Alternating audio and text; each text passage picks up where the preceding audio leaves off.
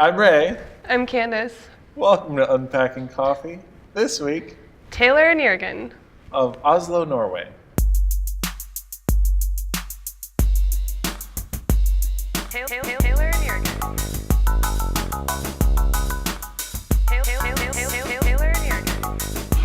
Taylor Brown.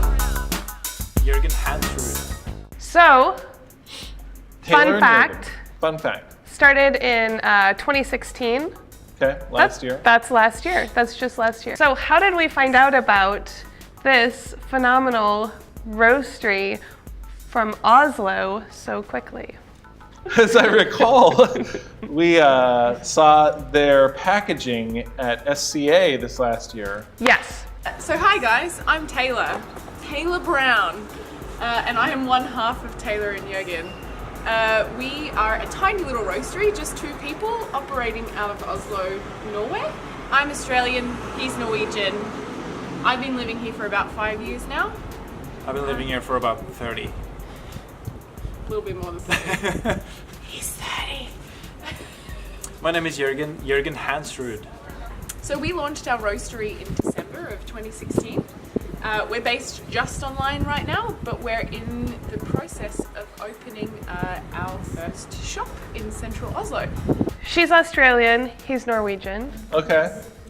They both came out of coffee, so they both have lots of experience in coffee. I started the university in 2007, 2008, I think. And I applied for a part-time job as a barista. Worked there for a while. That was at Steam Coffee Bar, and I stayed with Steam Coffee Bar throughout my studies. And then for a lot of years after that, I went from doing part-time barista work to training baristas to helping them opening coffee bars and building bars and training all their stuff. Taylor has traveled around a bit. Her last gig, no big deal, just head roaster for Tim Wendelbo. So in high school, I would take a couple of days in the afternoons and do like a placement at a cafe. And then when I finished high school, I went and started working at the only roastery in my hometown. And then I moved to Melbourne and I started working at a place called St. Ali. I was headhunted to Paris to work for a company called Coutume. And whilst I was working for Coutume, that was when I was asked by Tim Wendelbo to move to Oslo to work for him. And that is when my life changed very drastically for better. So yeah, we worked for Tim for 3 years and then we launched into starting this project. And yeah, it's amazing how time flies. I can't believe I've been living here for this long now actually. But just at that time when I think they were both ready to, they met. Because I was really burnt out from my job and I was trying to find a new way to work, a new avenue, a new concept, a new something. Oslo's coffee industry, whilst being quite famous, is quite small. Yeah. So by the time we had the meeting with the guys from Steam about the budgets and starting the roastery with them, we kind of already had kind of the feeling that we want to do it ourselves. We were like, we think we can do this better if we just do it, you and I. Yeah. We were like, if money is the only thing, we can work the money out. Yeah. Because we realized that our ethos and our ethics and our morals and all of those really important things are exactly in the same place. Yeah. I came back to work after a longer period on sick leave, and I told my boss, like, the week when I got back, I told him I need something new. I don't know what it is. I'm going to be looking for it. You know, we actually got to see a little bit about their interactions with their customers because as they were recording their interview for us. Hey guys. I'm looking for your coffee shop. Oh, we don't actually have a coffee shop. Oh. Hey, I'm Taylor. Nice to meet you. Nice to meet Pleasure. you. Hi, nice to meet you. Yeah, this is actually just our offices. Oh. Yeah, we're at the moment we don't have a shop. We're opening a shop in November though, in downtown Oslo. Are you guys visiting? Or? Yeah. So you can go online. I mean, look at this packaging. It's so adorable. Shorter it just for the packaging. Okay, so they have an interesting way of naming their coffees. Okay, so I've been working in coffee for a really long time.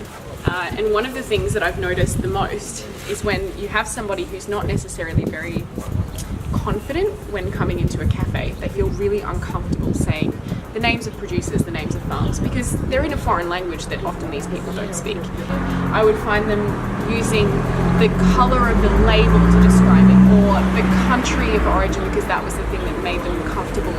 We want to connect with people who don't necessarily see themselves as specialty coffee consumers. So things that people can do is that they really like the taste descriptors. Oh, I like that coffee that tasted like apple. So I was like, okay, that's the number one thing. So the taste of the coffee, because that was a word that they could understand and replicate. And also the colour of the label. So the SCA Tasters Wheel came out and I was like, oh my God, this is beautiful. These colours are amazing. Like, we have to use these colours in these wheels somehow in our packaging. And then also we kind of realized that, okay, we can have the producer's name, the country of origin, the varietal, the processing, all of those things. It can be on the package. But front and center, we realized the most powerful thing is to have two distinct tasting notes. And then the color that is reflected from those tasting notes as the label color. We want people to be able to continue to find new coffees if the one that we had before that they liked isn't in stock. So we can also use the same tasting notes and also really similar colors on the labeling, so that people can come to our website and really easily choose a coffee that they enjoyed before without the stress of having to really buy into the concept of specialty coffee and understanding things that really are not really necessary as a consumer of coffee. Yeah. How do you get the word out when you don't have a retail location, Ray? I think this duo is fantastic about this. They make videos, they have a YouTube channel, and like a lot of their videos have nothing to do with coffee. It's like why I love this city, or that's the only one I know. But it really gives you a sense of who they are, and when you start seeing their personalities and who you are, you start believing. Are the videos in Norwegian or are they in English? They're in English. Today is the 19th of December and it's gonna be a very interesting day. Because last night when we got into the roastery, some misunderstanding somewhere along the line. So, but you start believing in them. Yeah. You start realizing, like, I think I would like to try the coffee that these two are making. Huh. big shit. I'm ready for some good news. I'm ready for there to stop being bad news. it's really one of those situations where you just have to make the best of it, because we can't really do anything else. To be honest, it's really freaking us both out. One of the main goals is that if someone in high school sees a real something from the real world about starting a business and how things really are, we could maybe inspire them like 2% to understand that the world isn't just about their grades in high school. Yeah.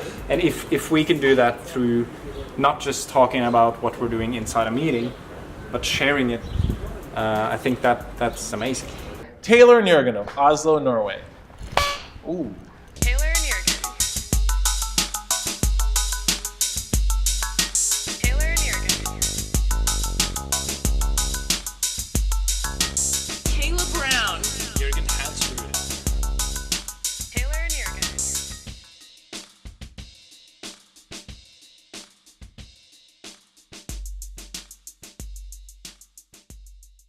Answers. I wish you good luck in editing it down. And